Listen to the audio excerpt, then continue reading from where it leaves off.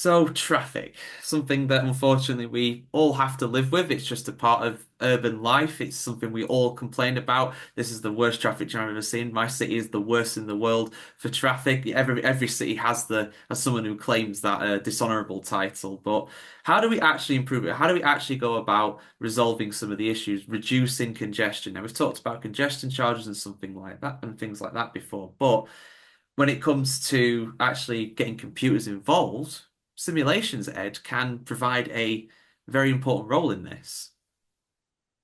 Right. And the simulation of traffic and the vehicles, the pedestrians, all as one is really what drives the motivation for traffic simulation. And if you take a step back and you think about our urban infrastructure and how it's changing, because it's not just about pedestrians, cars, and trucks anymore. We have to add room, for instance, for micromobility, scooters, e-bikes, and as well as potentially autonomous vehicles, electric vehicles of all sizes. Could be a standard size electric vehicle, or it could be a one-man or a two-man vehicle, that type of thing. And if you're going to accommodate all these different types of vehicles, you're going to have to redesign the urban infrastructure in which they operate for this new mix. And that's where simulation comes in. So if you think about design in general, simulation's used all the time. You try to create what's known as a digital twin. Visually, it looks like the real thing, but it also has the physics behind it so that you can try different things in that product design to say, oh, would the product be better if it was like this or like that, faster, bigger, heavier, whatever it might be.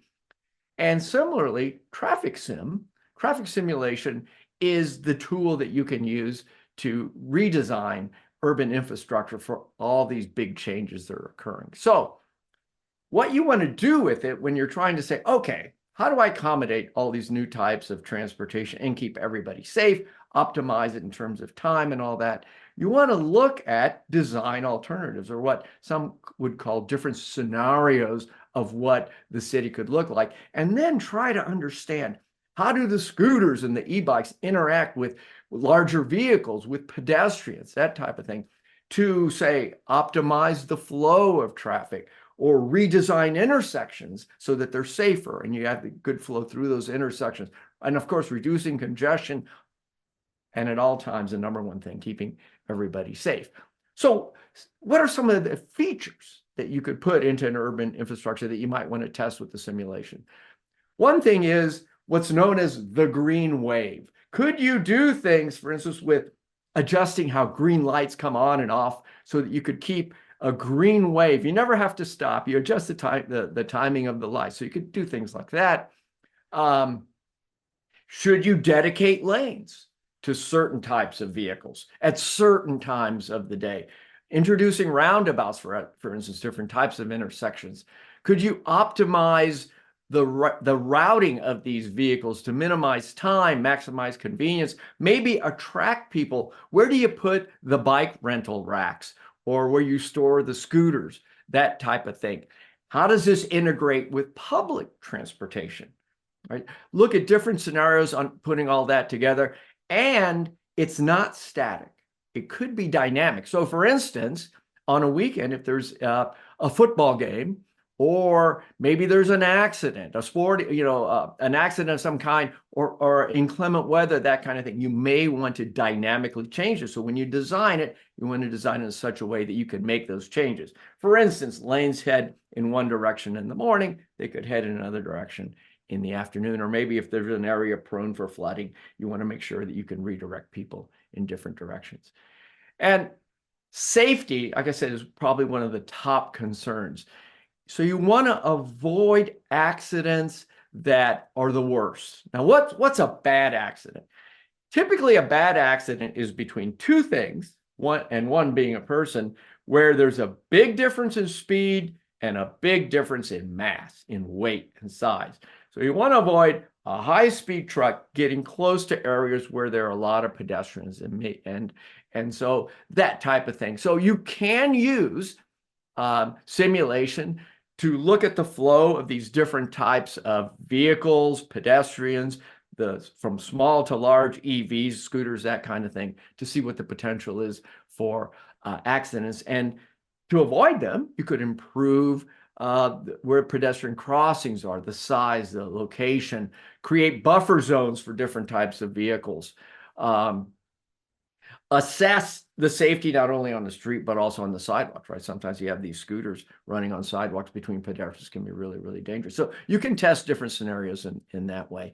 And once this is all set up and you start to understand, you're optimizing flow and all that, you might want to also look at environmental concerns like the amount of emissions that you get from the different mix of vehicles and the amount of time they're spending sitting there idling, for instance, in traffic or whatever, because that's going to contribute to greater emissions as well.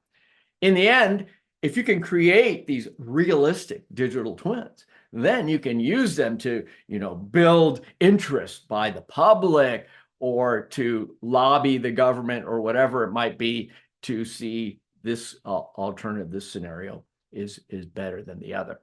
Now, autonomous vehicles are coming. Little by little, they're making their way onto city streets.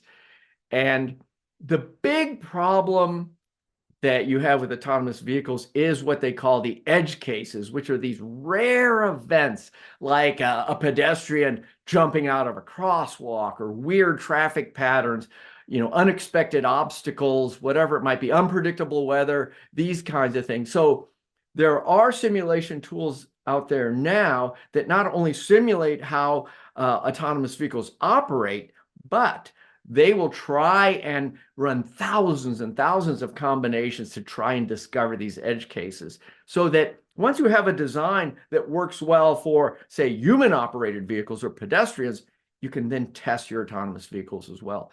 And it's interesting, most of the time, or certainly many of the times when you go through that testing first for human operation and then add the autonomous vehicle, if you can make it safe for humans to interact, chances are an autonomous vehicle is going to do all right.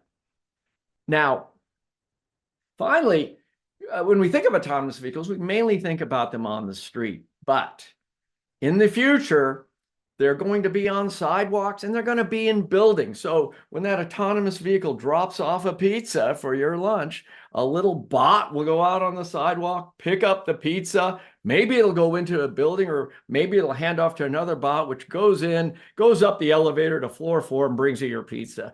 So this problem of simulating things on streets and sidewalks as these delivery carts and building autonomous vehicles and all that come together, we're going to have to, simulation is going to help do things like coordinate handoff points, making sure, as always, that pedestrians and the people moving around inside buildings are safe.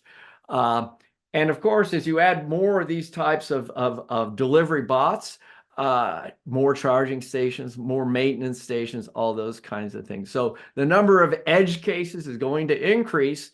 And again, the need for simulation, traffic simulation, vehicle simulation, the interactions of humans.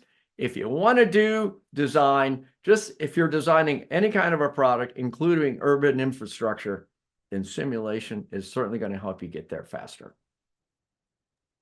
Yeah, it's a lot easier to design these things in the virtual space. Like I said, make a digital twin, which is a phrase and a thing that I remember briefly working with in one of my old jobs that I'm just thinking, wow, to actually scale that up to a city because we just did it for retail environments basically. To scale it up to an actual city, that is something incredible. And yeah, it's the best way to do it because there's going to be a lot of unforeseen things that you might not think and you might not realize. Oh, and so there's that until like you're halfway through or whatever. So to actually do that, I think that's great. And like you said, yeah, it's only really gonna it multiply from there. Really, it's not just going to be cars, but it's also going to be people not wanting to go to the front door or go down the stairs to get the delivery. It's all going to come to them. So there is that as well. So yeah, fascinating. Thanks for going through that. Yeah, I did wonder why they did those little motorcycle things as well, because that's something that's very popular here in the UK, like a little bike stopping area right in front of a traffic light. That does make perfect sense though, because yeah, You you wouldn't do. think it, but it does in the end. It's surprising. Oh, just move the parking spot down a few meters and everything's going to be okay. Yeah, I yeah. I mean, mean, go on. well, I was going to say, I think that The interesting thing about traffic simulation is as we are users of urban infrastructure. Yeah. And we are a design variable, if you want to call it that, inside of this. And we have spoken to cities in the past that said, you know what, could you make a simple version of this traffic simulation so we could put it in the hands of the consumer, of the pedestrians, of the drivers, and let them be able to play around with this? A bit of a crowdsourcing, shall we say, because wait a minute, you're going to take 2 feet away from me on the width of this sidewalk? I don't think that's okay. Is there another way? I don't know. What do you think? And then you can play with it and test it out. I mean, this is a product that directly impacts us every time we take steps in a city. Absolutely, absolutely. Yeah, no, fascinating there. I mean, yeah, there's so many different solutions. Some work and some don't. And I think that the ones that don't work often don't go through these kinds of simulations, to be honest. There's definitely some in my city. I won't name names, but there's definitely some in my city where I'm just like, whose bright idea was that? That doesn't help anybody. There's some really narrow roads where the cycle lanes, and it's like it's a cycle lane for like 10 meters. It's like, what is the point in that? Why have they even put that there? Like, why bother? Uh, Well, that's a great point. So somebody somewhere comes up with this idea. Oh my God, I can't believe they did this. I'm getting that crowdsourcing sim out for traffic, and I'm going to show how this doesn't work in situation A, B, and C. And it actually can become a communication tool that helps, get to a better infrastructure, a better city quicker. Getting more ideas in there from the actual users. yeah, and then people shouldn't be able to complain. Well, we weren't consulted on this, or you've just gone and done this without thinking or whatever. So there is that too. But yeah, yeah, a lot of good information there on simulations and everything. Thanks for going through that. And yeah, if you guys have some more topics for us to talk about, we're open to suggestions at the end of the day. Leave a comment on YouTube or Microsoft. Hit us up on Facebook, Twitter, Instagram, also on YouTube and Microsoft, like I mentioned, and the audio platforms as well. If you want to get the audio versions of this, I'm sure that'll be out somewhere too. And yeah, we'll be back very soon with some more motoring content here on the motoringchronicle.com. See you soon, guys.